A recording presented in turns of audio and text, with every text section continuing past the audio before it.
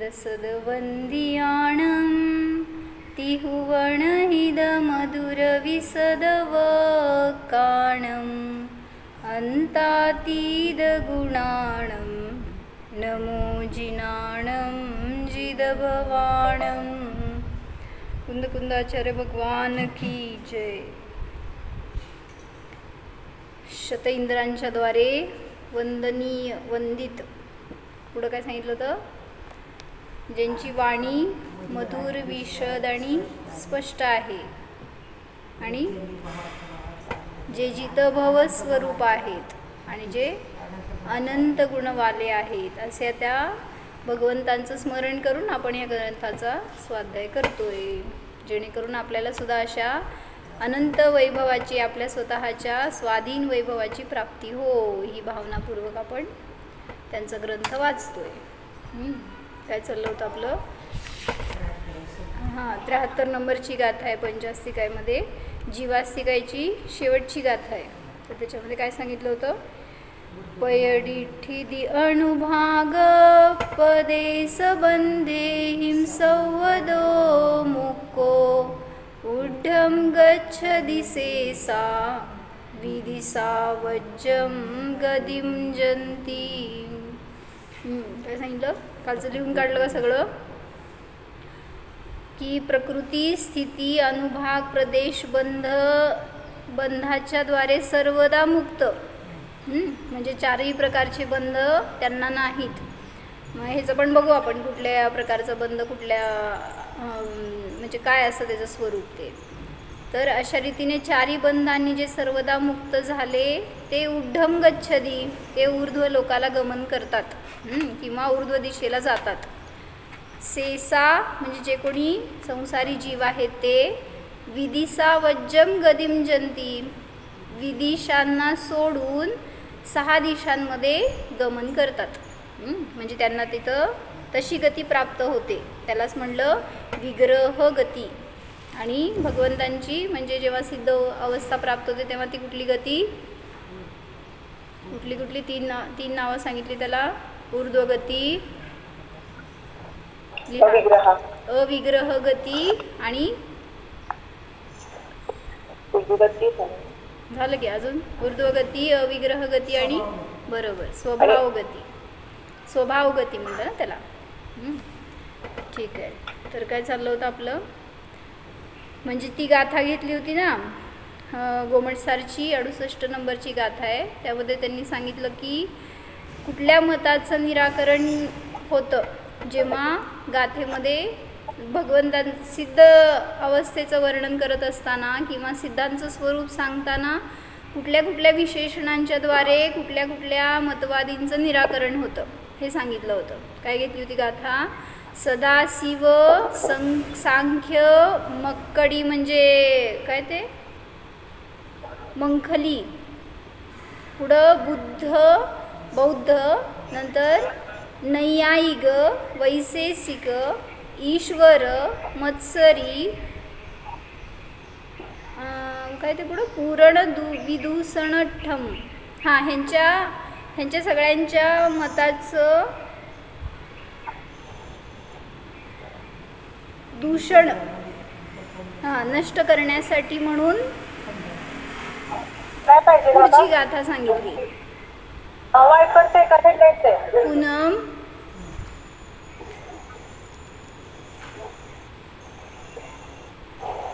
तर त्यांच्यासाठी ही गाथा पुढची सांगितली की प्रत्येक विशेषणातून त्या मतवादींचं खंडन होतं, म्हणून तुम्ही या विशेषणांच्या द्वारे सिद्धांचं चिंतन करा किंवा त्या मतवादींचं खंडन आहे या रूपाने करा किंवा स्वतःचा आत्म्याचा हा स्वभाव आहे या रूपाने करा। तर ती गाथा आपल्याला सर्व रीतीने उपयोगी पडते।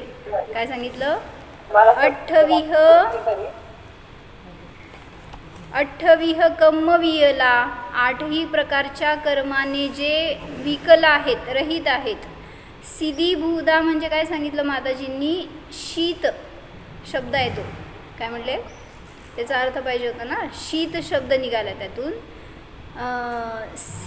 जे शीतल झालेत म्हणजे शांत झालेत म्हणा, तर असे शांत स्वरूपी झालेले असलेले तर जे शांत आहेत, स्वरूप आहेत, निरंजन आहेत, नित्य आहेत, 8 गुणवाले आहेत, किदकिच्चा म्हणजे कृतकृत्य आहेत, पुढं लोयज्ञ निवासिनो लोकाच्या अग्रभागी निवास करणारे आहेत आणि असे ते कोण सिद्ध आहेत. तसा माझा आत्मासुद्धा सिद्ध स्वरूपी आहे. तर ही विशेषणं देऊन त्या मताचं निराकरण केलं असं म्हणतोय आपण. पण आपल्याच मतामध्ये, आपल्याच विचारांमध्ये असे काय चुकीची बुद्धी असेल तर त्याचं निराकरण वास्तविक आहे हे. म्हणजे जे काही शंका असतील आपल्या किंवा जिथं कुठं आपल्याला प्रश्न पडला असेल ते सगळे प्रश्नसुद्धा असं अन्य मतवादींच्याच मुखातून घालून आचार्य समाधान करतात. मग त्याच्याबद्दल चांगलं विश्लेषण घेतलं वर्णिजींनी. 73 गाथेचं खुलासा करताना सांगितलं की बंधमुक्त जीवाची गती असते ती ऊर्ध्वगती असते. कुठल्याही दिशांमध्ये ते गमन करत नाहीत. आणि कुठून कुठंपर्यंत जाऊ शकतात तर सांगितलं जेवढं तुमचं मध्यलोक आहे, ज्याच्यातून तुम्हाला सिद्ध गती प्राप्त होण्याची पात्रता आहे, असं क्षेत्र किती आहे, कुठून कुठंपर्यंत जीव मोक्षाला जाऊ शकतो, 2.5 द्वीप. त्याच्या बाहेर तर 2.5 द्वीप किती आहे, किती योजन आहे 2.5 द्वीप पूनम?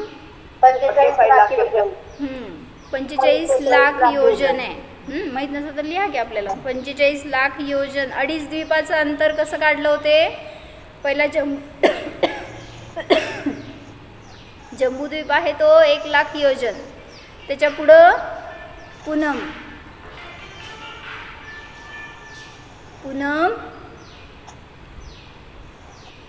हॅलो लवण समुद्र. बरोबर. लवण समुद्राचं किती घ्यायचं अंतर? जे 2 लाख. पहिल्यांदा 1 लाख योजन मधलं जम्बूद्वीप, त्याच्या दुप्पट 2 लाख इकडं आणि 2 लाख तिकडं. किती झाले सगळं मिळून? आणि मधलं 1 5. 2 1 आणि 2 असे किती झाले? 5 लाख योजन झाले. त्या पुढं धातकी खंड आहे किती? 4 लाख योजन. तर त्याचं किती घ्यायचं? इकडं 4 आणि तिकडं 4. किती झाले सांगा? वही पेन घेऊन बसा की जरा हातामध्ये. 8 अजून 5 13. सगळं करायचं की आता इकडून तिकडपर्यंत. 4 2 1 2 4 सगळं मिळून किती झालं? 13 योजन. 13 लाख योजन झालं. त्याच्यानंतर कालोदरी समुद्र, त्याच्या डबल 8 लाख योजन इकडं आणि 8 लाख योजन तिकडं. किती झालं सगळं मिळून आता? 13 मध्ये 16 मिसळा. 29. 31. 13 मध्ये 16 मिसळल्यावर किती होत आहे? 31. अरे याच्या 13 नाही. 13 मध्ये 16 मिसळल्यावर 29 लाख योजन झालं. आणि त्याच्या पुढं काय आहे? पुष्करवर द्वीप. तो किती आहे हो? 8च्या डबल 16 आहे, पण 16च्या अर्ध घ्यायचं आहे आपल्याला, कारण 2.5 द्वीप आहे म्हणून. मग इकडं 8 आणि तिकडं 8. मग आता पुन्हा 29 मध्ये 16 मिसळा. किती झाले? 16. 29 अधिक 16 45 लाख योजन झालं. समजलं? म्हणजे 2.5 द्वीपामध्येच फक्त मनुष्यांना मोक्षाला जाण्याची पात्रता आहे. तिथंच तो जीव साधना करून ऊर्ध्वगमन करू शकतो. म्हणून तिथं काय सांगितलं की अनेक ठिकाणी त्याच्यामध्ये भोगभूमी आहेत, शाश्वत भोगभूमी आहेत, जिथं काही संयमाचा चान्सच नाही आहे. अनेक ठिकाणी जिथं म्लेंच खंड आहे, तिथं सुद्धा कोणी जीव सम्यक दर्शन प्राप्त करायची दुर्लभता, त्याच्या पुढं संयम नाही, मुनिदशा नाही, मोक्ष नाही. मग तिथून कसं काय मोक्षाला गेले हो? अनेक म्लेंच खंड आहेत, अनेक भोगभूमी आहेत, अनेक समुद्र आहेत, अनेक ठिकाणी मेरू पर्वत आहेत. देवांद्वारे उपसर्ग झाल्यावर जर उपसर्ग झाला तिथं नेऊन टाकलं तरच. म्हणजे विचार करा की इथं सामान्य तुम्ही इथं जिथं साधना करू शकताय अशा ठिकाणाहून तर मोक्षाला गेले, हे काय लय तुम्हाला ग्रेट वाटत नाही. पण असे अनेक जीव आहेत म्हणा, काय अनंत जीव तिथून पण मोक्षाला गेलेले आहेत, जिथून की ध्यानाची, बसण्याची, काय तिथं असण्याची पॉसिबिलिटीज नाही आहे.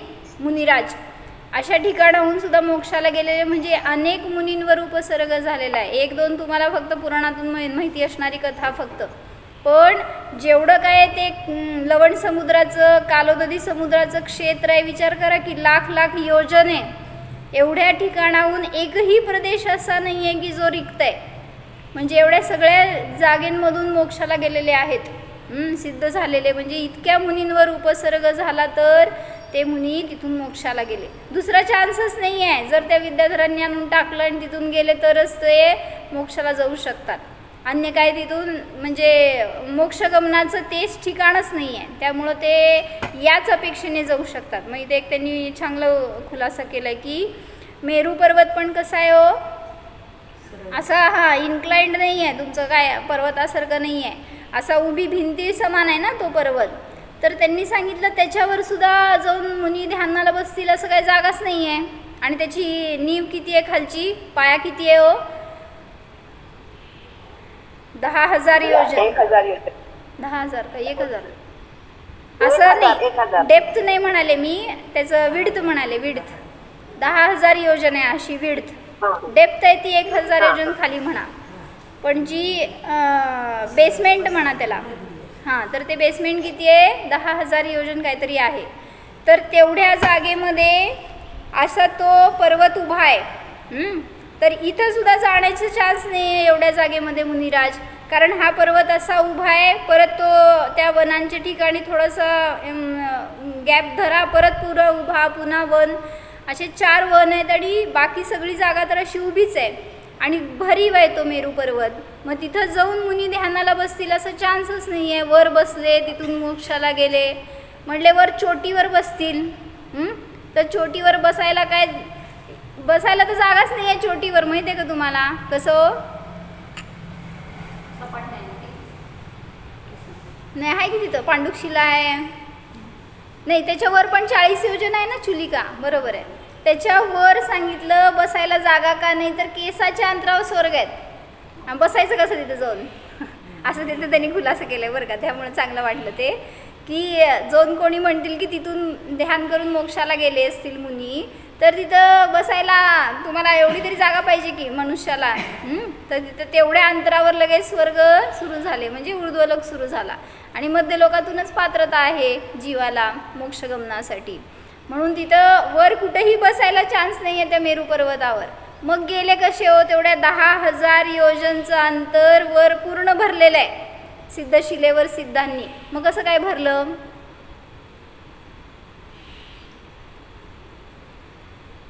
विद्याधर नेऊन पर्वतामध्ये आत टाकत नसते, जाऊन टाकले तर त्या भोगभूमीत टाकतील, समुद्रात टाकतील. ठीक आहे.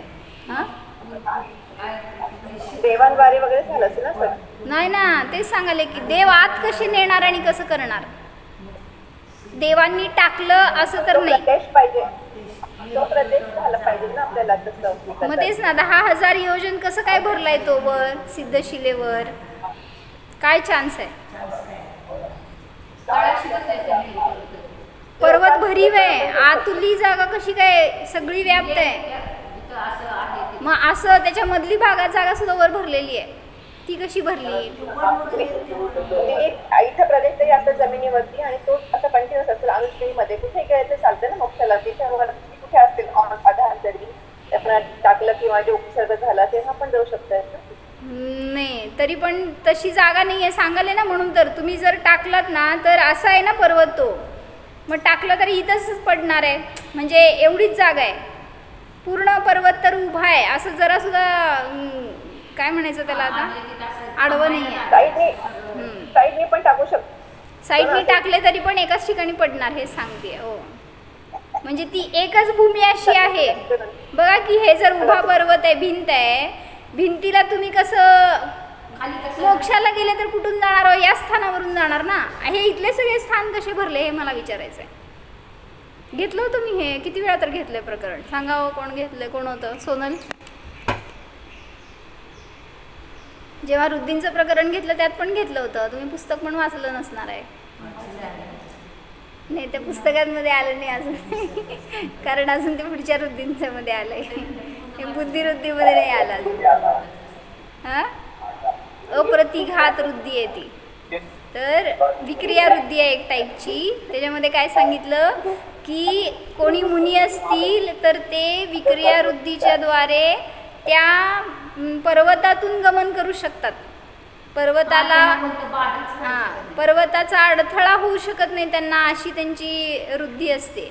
त्यामुळं समजा ते जाऊन तिथं ध्यानाला बसतील मेरू पर्वतामध्ये आत, किंवा गमन करतायत आणि तिथं त्यांच्यावर समजा उपसर्ग झाला देवांचा, तर तिथून जायला चान्स आहे. म्हणजे स्वतः ते जर ध्यानाला गेले असतील, तिथून मोक्षाला गेले तर, किंवा तिथून गमन करत असताना कोणी देवांनी त्यांच्यावर उपसर्ग केला तर. म्हणून हे दोनच चान्स आहेत की त्या मेरू पर्वतातली आतली जागा सुद्धा सगळ्या सिद्धांनी वर भरलेली आहे. म्हणून म्हटलं की कुठलाही प्रदेश असा नाही अडीच द्वीपामध्ये की जिथून मोक्षाला गेलेले जीव नाहीत.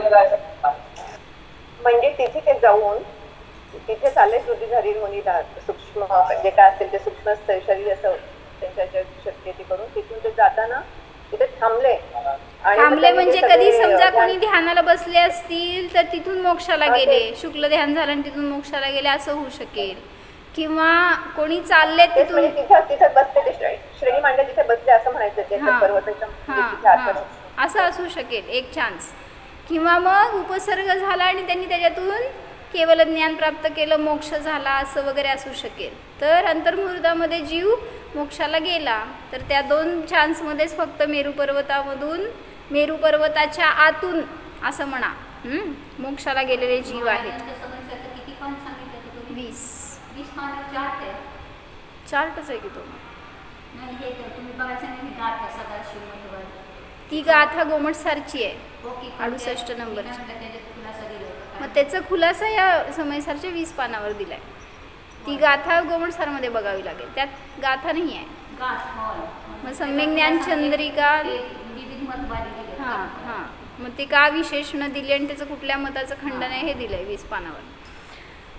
चला काय आहे ना, ती गाथा आहे याच्यामध्ये पण सदाशिव वगैरेची ह्याच्यात आहे 85 मध्ये, समयसारमध्ये नाही. कर्मकांडमध्ये पण दिली आहे, कर्मकांडमध्ये पण. समयसारमध्ये नाही आहे त्या पुस्तक पानावर, त्यांनी फक्त अर्थ दिलाय, ह्याच्यामध्ये गाथा दिली आहे. दीदी आता हे जे आपण वर्णितींचं वाचतोय तसं कुठे शास्त्राचा आधार आहे का त्याला, कुठे आलंय का असं की आपण पंचमेरूचं वाचतोय का चिंतन पंचमेरू मध्ये वृद्धिधारी मुनींचं वगैरे जे जसं मोक्ष झाला तिकडनं जाऊन, म्हणजे तर वृद्धींच्या वर्णनामध्ये पण आलं की हे सगळं. आता ते मला शास्त्राधार माहीत नाही, बघावं लागेल. पण अनेक ग्रंथांच्या प्रवचनांमध्ये त्यांच्या हे आलं. आणि वृद्धींच्या प्रकरणामध्ये जी काही खुलासा केला ना वृद्धींचा, त्याच्यामध्ये अशा टाईपची वृद्धी, अप्रतिघात वृद्धी म्हणजे असंच आहे, कुठल्या भिंतीला, पर्वतांना, दगडांना वगैरे न अडता ते मुनी गमन करू शकतात. प्रतिघात होत नाही कशाच्या द्वारे त्यांचा. चला, तर काय सांगत होते मी, तर 45 लाख योजन 2.5 द्वीप आहे आणि 45 लाख योजनच सिद्धशिला आहे. म्हणून ह्याच्यातून एक खुलासा झाला होता मध्ये. तुम्ही जे मध्य लोक हे दाखवता ना त्रिलोकाचा नकाशा, त्याच्यामध्ये त्रसनाडी कशी दाखवता हो, ते उभीला वर किती असतं, हां वर किती असतं, एक योजन नाही, एक राजू म्हणा. हां, तर ते एक राजू जे दाखवतो ना वरती, त्याच्यात सिद्धशिला कशी दाखवायची हो. नाही, ते असू दे, उलट सुलट. फक्त मला विचारायचंय, एवढी तुमची एक राजू प्रमाण जर त्रसनाडी आहे वरती बरं का, ऊर्ध्वलोकावर, हां, तर ही जी वरची ऊर्ध्वलोक आहे ना, हा समजा ही एक राजू आहे, तुम्ही ही एक राजूची अशी त्रसनाडी दाखवता, बरोबर आहे, दिसतंय, दिसून घ्या. आता माझ्याकडं काय साधन नाही दुसरं. तर तुम्ही जेव्हा सिद्धशिला दाखवता तेव्हा कशी दाखवता हो, इथून इथंपर्यंत दाखवता ना, तर ही चुकीची आहे. नाही, वर नाही, इथंच आहे की, ह्याच्या बाहेर तर नाही आहे. पण 45 लाख योजन दाखवायचे हे मला सांगायचं आहे. आपण जे दाखवतो ना ते कसं दाखवतो, दिसतंय का, हां, म्हणजे या टोकापासून या टोकापर्यंत दाखवत होता ना, तर ते चुकीचं आहे. मग किती आहे? फक्त 45 लाख योजन म्हणजे मधला 2.5 द्वीप एवढंच आहे. ते म्हणजे खूप छोटं आहे ते ॲक्च्युली, पण असं तर नाही आहे हे सांगायचं होतं मला. म्हणजे सिद्धशिला तुम्ही कशी दाखवली? हां, पूर्ण दाखवत होती. एक राजू सिद्धशिला नाही आहे. हां, म्हणजे तुम्ही जास्त सिद्ध बनवायला लागल्या उलटं. हां, आणि सिद्धांना जास्त प्लॉट द्यायला लागला आहे. तेवढी जागा नाही द्यायची त्यांना, आपली ॲलोकेटेड आहे तेवढी जागा. जेवढी आहे तेवढीच वापरा. तर 45 लाख योजन आहे, तेवढीच वर सिद्धशिला आहे. जेवढं खाली मुक्तीचं क्षेत्र आहे तेवढंच वर विराजमान असणार. तर 2.5 द्वीपाच्या बाहेर तर मनुष्य लोक नाही, त्यामुळं सिद्ध क्षेत्र नाही आणि वर सिद्धशिला सुद्धा नाही. पुढं चतुर्विध बंधाचं प्रकरण घेतलं त्यांनी गाथेमध्ये. 4 प्रकारचे बंध असतात. म्हणजे काय असतात सांगा? हां, प्रकृती बंध म्हणजे काय?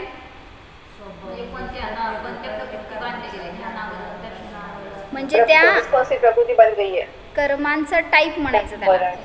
टाईप ऑफ कर्म म्हणजे प्रकृती, स्वभाव म्हणा. कुठल्या स्वभावाची ते कर्म आहे जे की कार्य काय करतात ह्याच्या अपेक्षेने प्रकृती बंध म्हणला. हां, त्यांनी काय घेतलेत वाचते, 1 मिनिट मी.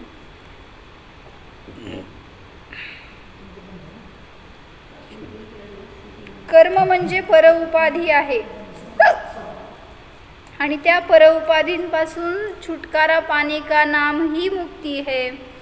जेव्हा तुम्ही त्या उपाधीपासून सुटता त्यावेळेस तिथं त्याला मोक्ष म्हटलं जातं, मुक्ती म्हटलं जातं. तर कर्म 4 प्रकारांनी बांधले जातात. प्रकृतीबंध म्हणजे अमुक निषेक इस जीव को इस प्रकार के फल देने में निमित्त होगे. म्हणजे त्यांचा स्वभाव आहे तो. प्रकृती काय आहे? जसं की ज्ञानावरणाचं कार्य काय? ज्ञानावर आवरण घालणे इत्यादी. तर ह्याला म्हणायचं प्रकृतीबंध. मग हे कर्म किती काळपर्यंत जीवाजवळ राहणार त्याला म्हणलं स्थितीबंध. काय म्हणले? आहे ना माझ्याजवळ? हां, तर स्थिती म्हणजे इस जीव के साथ इतने दिन बाद उदय आएगा, ऐसी उनमें स्थिती पड गई. कोण आहे हो तिथं? अकाउंटंट. किती दिवस ते कर्म राहणार आहेत, किती तुम्हाला देणार आहेत फळ, किती निघून जाणार आहेत, कोण करायला अकाउंट्स? सगळं तुम्हीच करताय. करता धरता भोगता सगळे तुम्हीच आहेत त्याच्याबद्दलचे. त्यामुळं दुसरं कोण तिथं तुम्हाला त्या कर्मांमध्ये बांधून ठेवणारे एवढा वेळ तुम्हाला भोगावं लागणार असं नाही आहे. आपण केलेल्या परिणामांनी तिथं त्याची स्थिती पडते. त्याला म्हटलं स्थितीबंध. पुढं त्या कर्मांचं फळ देण्याची शक्ती केवढी असणार हे कोण ठरवतं? त्याच्यामध्ये शक्ती कोण घालतं? ते पण आपल्या परिणामांनीच आपण घालतो. त्याला म्हटलं अनुभाग बंध.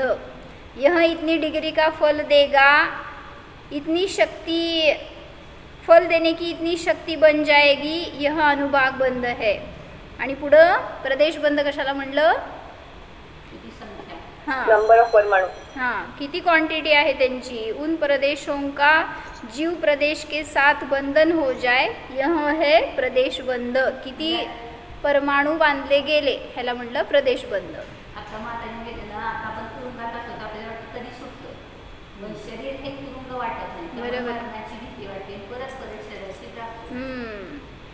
काय सांगितलं? शरीराची स्थिती किती हो? म्हणतात ना ते काय केलं होतं आपण मॅक्सिमम 33 सागर. हां, देवांच्या हिशोबाने पैसे देवा. नाही, आपण ते काढलं होतं ना काय भवस्थिती आणि काय स्थिती. काय काढलं होतं म्हणजे काय माहिती आहे? तुम्हीच दाखवलं होतं मला. भवस्थिती आणि काय स्थिती काय असतं? काय म्हणजे मॅक्सिमम किती वेळा आपण त्या याच्यामध्ये जाऊ शकतो. जसं अग्निकाय येतात जास्त अग्निकाय किंवा आणि लोक प्रमाण. हां, भवस्थिती म्हणजे 3 दिवस. एका भवामध्ये किती काळ राहतो ही त्याची भवस्थिती झाली. आणि शरीरात त्याच शरीरात उत्पन्न होत राहणं ना ह्याला म्हणायचं काय स्थिती. लिहा, माहिती आहे का तुम्हाला? भवस्थिती म्हणजे आता तुमची आयु ज्या शरीरात आहात, ज्या पण शरीरात जाताल त्यातली आयु त्याला म्हटलं भवस्थिती. तद्भव स्थिती म्हणा पाहिजे म्हणजे समजतंय. आणि काय स्थिती म्हणजे मरून तुम्ही पुन्हा पुन्हा त्याच शरीरामध्ये त्याच पर्यायामध्ये जन्मत राहिला तर तो पण एक काळ असतो विशिष्ट. किती काळपर्यंत तुम्ही त्या पर्यायामध्ये जन्मत राहणार त्याला म्हटलं काय स्थिती. मग असं त्यांनी सांगितलं, माताजींनी म्हणलं की तुरुंगात गेल्यावर आपण वाट बघतो कधी बाहेर पडणार, कधी सुटणार, पण ह्या तुरुंगाला आपण कधी तुरुंग मानलंच नाही आहे. शरीर हे तुरुंग आहे आणि त्यातून कधी बाहेर पडणार हा विचार नाही आहे, तसा पुरुषार्थ नाही आहे. म्हणून एक भाव संपला की दुसऱ्या भावात जातोय. मग भवस्थिती काय स्थिती किती पूर्ण केल्या आपण, अनेक वेळा तिथं जन्ममरण केलं. तर त्याला म्हणलं किती परमाणू बांधले गेले, त्याला म्हणलं प्रदेशबंध. किती काळ राहणार, त्याला म्हणलं स्थितीबंध. काय फळ देणार, त्याला म्हणलं अनुभागबंध. आणि कुठल्या प्रकारचे आहेत, त्याला म्हणलं प्रकृतीबंध. या चारही प्रकारच्या बंधनातून जे मुक्त झाले ते नियमाने ऊर्ध्वलोकामध्ये विराजमान होतात.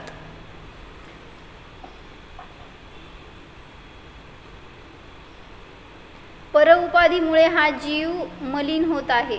उन उपाधियों का बंधन मिटाए बिना दूर न हो सकेगी यह मलिनता. जब जीव इन बंधों से सर्व प्रकार मुक्त हो जाता है तो स्वाभाविक अनंत ज्ञान, अनंत दर्शन, अनंत आनंद, अनंत शक्ति से संपन्न होकर एक ही समय में मोड़ा रहित गति से ऊर्ध्व को प्राप्त हो जाता है. जेव्हा या बंधनातून मुक्त होतो अंतरंगामध्ये, उलट म्हणा काय, अंगप्रविष्ट भाषणी, ज्या समयाला स्वाभाविक गुण प्रगट झाले, सगळे बंधन नष्ट झाले आणि जीव ऊर्ध्वगमन करून वर विराजमान झाला. आता हे मुक्तांच्या विषयी सांगितलं.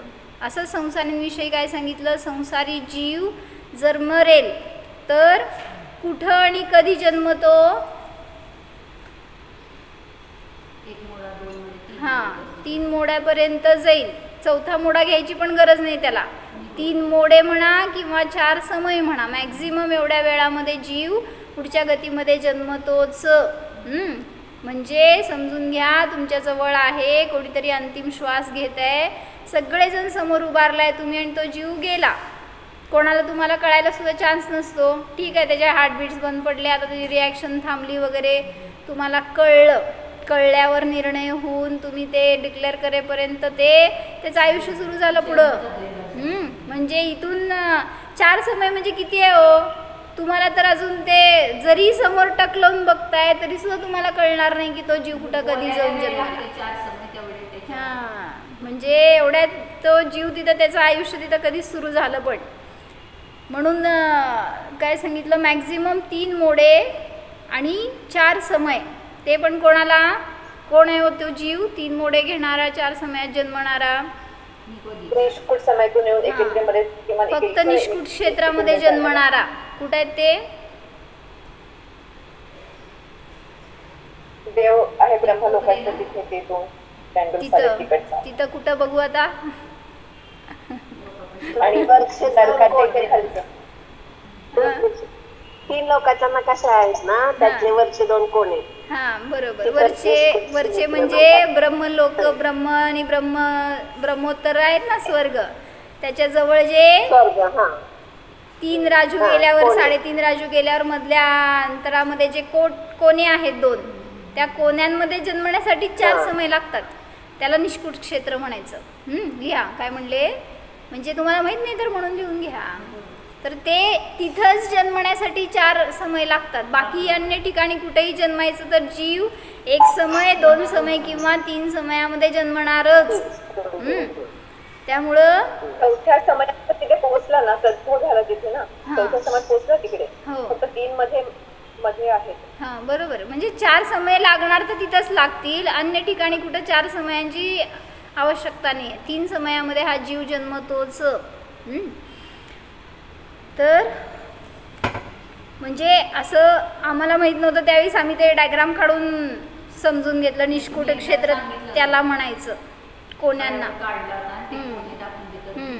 तसं तुम्ही काढून लिहा, म्हणजे तिथं त्याला निष्कुट म्हणतात असं, बाजूला ते कोणे करून. 4था मोडा खाने की आवश्यकता नाही. नरकाच्या खाली पण 2 असे ते आहे, तिकडनं पण घेऊ शकतो ना आपण. म्हणजे माझ्या नाही लक्षात, बघावं लागेल खालचे आहेत का नाही 2 कोणी. कोण सांगितलं ना मला मगाशी, दुसरे जीव कुठे जन्मतात, नाही दुसरे जीव कुठे जन्मतात.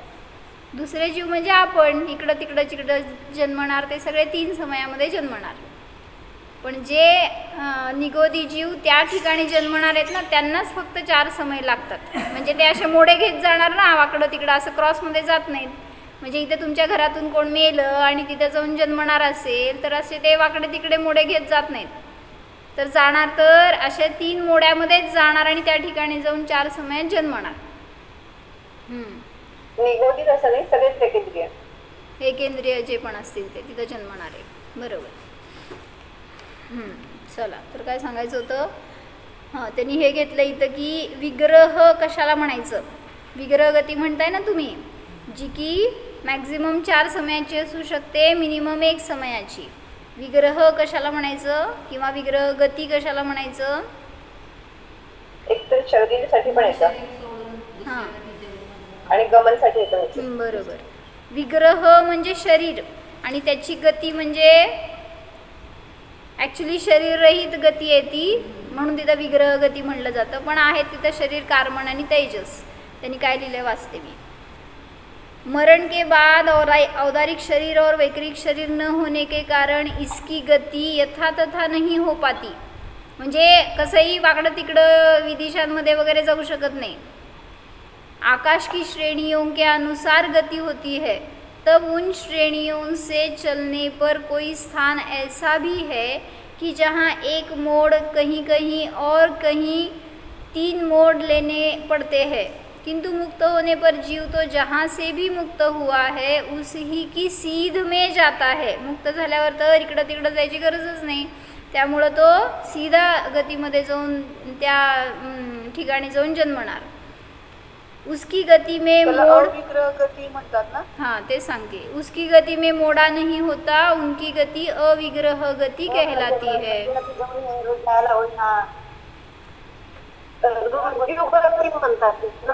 काय म्हणते. हा, रुजुगती पण म्हणा, रुजुगती. अविग्रह गती म्हणा. विग्रहाला मोडे येतात आणि ते अविग्रहाला स्ट्रेट वर असं ऊर्ध्वगमन होत आहे ते ना. अविग्रह गति कहलाती है. विग्रह का अर्थ मोड़ भी है, विग्रह का अर्थ शरीर भी है. इस प्रकरण में विग्रह का अर्थ मोड़ा है. मोड़ा सहित गति को विग्रह गति कहते हैं. विग्रह रहित गति को अविग्रह गति कहते हैं. दूसरा विग्रह गति का अर्थ है विग्रह पाने के लिए गमन. असं काढायचं. काय म्हणले. विग्रह पाने के लिए म्हणजे शरीर मिळवण्यासाठी गेलेलं गमन. तुम्ही पैसे मिळवण्यासाठी गमन करता ना, इकडं तिकडं गावाला परगावाला वगैरे, तर तसं इथं शरीर मिळवण्यासाठी गमन केलं जीवाने तर कुठं गेला हो, त्याला म्हणायचं विग्रह. लिहा. शरीर किंवा विग्रह पाने के लिए गमन, उसको कहते हैं विग्रह गति, विग्रह गमन म्हणा. जैसे व्यवहार में भी लोग लोग कहते हैं उसे जिसका शरीर बड़ा तगड़ा हो कि इसका विग्रह बड़ा पुष्ट है. नया विग्रह धारण करने के लिए जो गति होती है उसका नाम विग्रह गति है. सिद्ध प्रभु अविग्रह होने पर गति अविग्रह पद्धति से करते हैं. ये विदिशाओं में गमन नहीं करते. जो बद्ध जीव है उसकी तो 6 गतियाँ है. कार्बन का योग में मरण के बाद जन्म के अनंत काल में 6 अपक्रम में गति होती है, किंतु मुक्त जीव के तो केवल एक स्वभाव की गती होती है. म्हणजे तो मुक्त जीव नियमाने ऊर्ध्वगमन करतो आणि एका समयामध्ये विराजमान होतो सिद्ध लोकामध्ये. म्हणून अशी सिद्ध दशा. मग आपण काय करायचं त्यासाठी. मला सुद्धा या कर्मातून मुक्त व्हायचं आहे, एका समयात वर जाऊन तिथं बसायचं आहे, जाऊन बघायचं आहे. असं अनेकांनी म्हणलं बरं का. सिद्ध शिर काय असतं नक्की तिथं बघायचं आहे. कसं असतंय. हां, कसं बघायचं. ड्रोन सोडायचं का. म्हणजे ज्याला बघायचं आहे ना तिथं जाऊन तो जन्मेल तिथं पण बघू शकणार नाही, डोळे राहत नाहीत. म्हणजे निवदिया हां, म्हणजे तिथं असणाऱ्या जीवांकडे डोळेच नाही आहेत हे सांगायचं. कोण पण असेल तिथं तर डोळे रहित आहेत ते जीव. म्हणजे डोळ्यांनी तर पाहण्यासारखं तिथं कायच नाही आहे हे समजायचं आहे. तुम्हाला इथं पाहावं वाटतंय, इकडं तिकडं जावं वाटतंय, तर काल सांगितलं तुम्हाला त्या दृश्याचं अट्रॅक्शन ना, तर इकडं तिकडं फिरायला जायला लागलंय तुम्ही. म्हणले आज पाऊस नाही आहे, ढगफुटी आहे म्हणले. म्हणून पावसामध्ये तर इकडं तिकडं जाऊच नकात. तर काल सांगितले ते हां ते आपण सांगितलं की ते शास्त्रातले शास्त्र वाचणारीच पाळत नाही तर बाहेरचे काय पाळायचे. शास्त्रात सांगितलं चातुर्मास गमन करू नका बाहेर. तर लोक रायगडावर गेलते हो बघायला आणि तिथं असं पाऊस म्हणजे ढगफुटी झाल्यासारखी असं लोंडावरून खाली यायला लागला आणि एवढीशी जागा तिथून खाली पायऱ्यांवरनं उतरायची आणि सगळे ते कसे उतरणार. ते पावसाळ्याच्या पाण्याला जायला तीच जागा आणि माणसांना जायला तीच जागा. हां हां तर ते वाहून जायसारखी परिस्थिती म्हणजे आणि कुठल्या कुठं वरून खालीपर्यंत येणार तर ते सगळी लोक तिथल्या त्या रेलिंग असते त्याला धरून उभारली कोणी त्या कट्ट्यांवर चढून उभारली पण वाकडा तिकडा कसाही पाऊस. मला म्हणायचं मरायला जाता कशाला हो बाहेर अशा वेळी. माहीत आहे अशा वेळेस की एवढं जर बाहेर डिफिकल्ट परिस्थिती आहे तर बघायचं किती अट्रॅक्शन लोकांना म्हणजे डोळ्याच्या आधीन.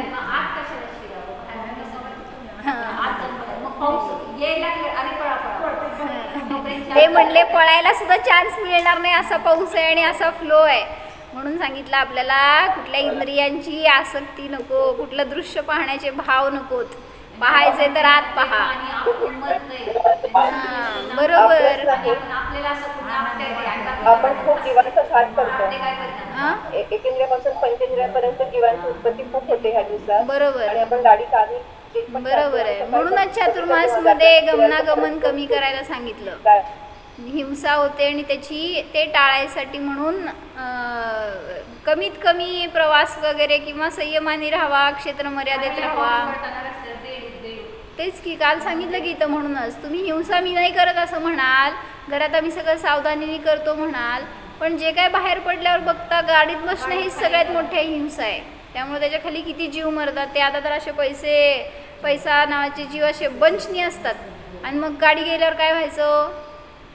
असेच ते 923 पुत्र होते जे भरताच्या पोटी जन्मले. इथनं तुमच्याकडनं मेल्यावर कुठं जन्मणार आहेत माहीत नाही. ते म्हणजे फुकट त्यांच्याबरोबर तुम्हाला पण जन्मावं लागायचं वैर फेडायला एकत्र. म्हणून सांगितलं अशी कुठं पाहण्याचे काय जिथं भाव होणार ना तर तिथं नियमाने दुःख आहे. म्हणून पाहायचे तर आत फक्त स्वभावाकडे पहा आणि त्याचा आनंद घ्या तर आपल्याला सुद्धा सहज ऊर्ध्वगमन होणार. बरं गोष्ट आहे का माताजींनी आज गोष्ट सांगितली. 5 पांडवांना मारण्यासाठी दुर्योधन म्हणतो की अर्ध राज्य देतो त्यांना मारा. मग बरेच लोक तयार होत नाहीत कारण ते पुण्यवान जीव असते आणि ते मरणार. पण काय होतं एक राजा तयार होतो अर्ध्या राज्याच्या लोभाने आणि तो म्हणतो बाकीचे म्हणते त्याला तू कसं मारणार. ते काय म्हणला मी एक काय देवी प्रसन्न करून घेणार आहे आणि तिच्याद्वारे मारणार आहे. मग ती बातमी पांडवांना पोचते. मग ते काय म्हणते सावध राहा. नारद म्हणतो का काहीतरी पांडवांना. मग युधिष्ठिर म्हणतो आता सावध राहायचं म्हणजे काय सगळे ध्यान करायला बसा म्हणतो. आणि तो तर असा ध्यानाला बसतो की जशी मुनी अवस्थाच म्हणजे एकदम निर्विकल्प. आणि मग नंतर एक देव येतो धर्मराज म्हणून आणि तो काय असं राक्षसाचं रूप घेऊन येतो खूप असा गोंधळ करतो आणि ते काय डोळे उघडत नाही म्हणजे द्रौपदीला उचलून नेतो. आणि मग ह्यांना कळल्यावर हे म्हणतो युधिष्ठिर काय म्हणतो जावा 4 दिशेला आता द्रौपदी कुठे गेली बघा. आणि परत म्हणतो हे माझ्यामुळेच संकट आले ना तो स्वतःला खूप असा दोष देतो युधिष्ठिर. आणि मग शेवटी खूप वेळ झालं ती 4 पण आली नाहीत म्हटल्यावर हा पण त्यांना बघायला जातो. तर असं खूप जंगलात असा हिंडतो हे होतं पण काही ते सापडत नाही त्याला तहान लागलेली असते. मग तिथे एक नदी असते मग तो म्हणतो आता इथं जरा पाणी प्यावं. असा विचार करत असतानाच आकाशवाणी होती की या नदीचं पाणी पी आणि तेच पाणी तुझ्या भावांच्या अंगावर शिंपड. तिथं भाऊ त्याला मरून पडले. मग तो बरं म्हणतो आणि असं पाणी प्यायलं तर आणि पाणी शिंपडायच्या आधीच तो पण पडतो खाली. मग तो पण पडतो तर त्याच दिवशी बरोबर ती देवी येणार असती मारायला. ती येते 11वे रूप असतं तिचं ती येते आणि तिथंच ती धर्मराज बसलेला असतो काय एक लाकडं पेटून. मग ती देवी आल्या विचारते तू कोण आणि तिथं का बसलाय. काय नाही म्हणतो ते 5 पांडव मेले त्यांना आता अग्नी द्यायला नको का म्हणतो म्हणून मी बसलोय. मग ती मेले ते मग मला काय सांगितलं मारायला. मग ती परत जाते आणि ज्यांनी सांगितलं असतं त्यालाच मारते. मग युधिष्ठिर त्या सगळ्यांना म्हणजे ती जिवंत करतो ते मेलेले नसतेच. मग ती म्हणतो तू इथं कसा काय युधिष्ठिरच्या. तर युधिष्ठिरा तो म्हणतो तुम्ही जेव्हा ध्यानाला बसला होता तेव्हा माझं आसन कंपाय म्हणला आणि मला कळलं की धर्मावर संकट आले म्हणून मी खाली आलो आणि मग तुम्हाला मारण्याचं नाटक केलं, कारण ती देवी तुम्हाला मारू नये म्हणून. आणि द्रौपदी तर सुरक्षित आहे म्हणून त्यांनी परत तिथं आणून सोडली. म्हणजे काय केलं संकटांना दूर होण्यासाठी आणि आपण काय करतो आणि काय करायला पाहिजे. बरोबर.